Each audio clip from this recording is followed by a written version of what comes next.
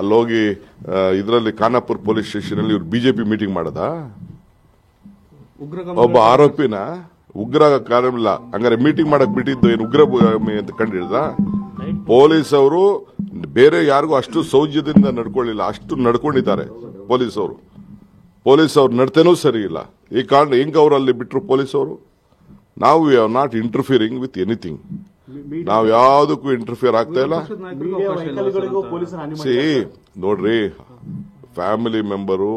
ಯಾರು ಹೋಗಿ ಭೇಟಿ ಮಾಡಿ ವಿರೋಧ ಯಾರು ಒಬ್ರೋ ಇಬ್ರೋ ಭೇಟಿ ಮಾಡಿದ್ರೆ ಒಳಗಡೆ ಮೀಟಿಂಗ್ ಮಾಡ್ತಾ ಇದ್ದಾರೆ ನೀವು ಕಣ್ಣಲ್ಲಿ ನೋಡಿಲ್ವಾ ನೀವು ಮೀಟಿಂಗ್ ಮಾಡ್ತಾ ಇದ್ದಾರೆ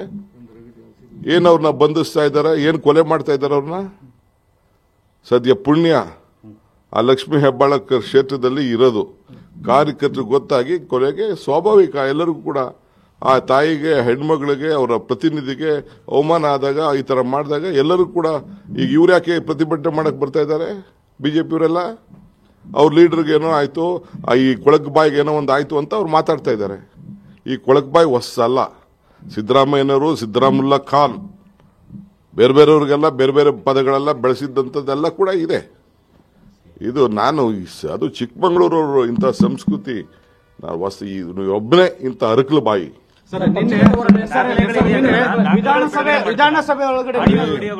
ಎಲ್ಲ ನಿಮ್ಮ ಹತ್ರನೇ ಇದೆಯಲ್ರಿ ನಿಮ್ಮ ಹತ್ರ ನೀವು ಬಿಡುಗಡೆ ನೀವು ಸುವರ್ಣ ಅವ್ರು ಇರ್ಬೋದು ನೀವು ಪಬ್ಲಿಕ್ ಟಿವಿ ಇರ್ಬೋದು ಬೇರೆ ರಿಪಬ್ಲಿಕ್ ಟಿವಿ ಇರ್ಬೋದು ನಿಮ್ಮ ಹತ್ರ ಇದೆ ನಿಮ್ಮ ಹತ್ರ ಇಲ್ಲ ಅಂದ್ರೆ ನಾ ಬಿಡುಗಡೆ ಮಾಡ್ತೀನಿ ಭದ್ರತಾ ಲೋಪ ಆಗಿದೆ ಅನ್ನೋ ಆರೋಪ ಸರ್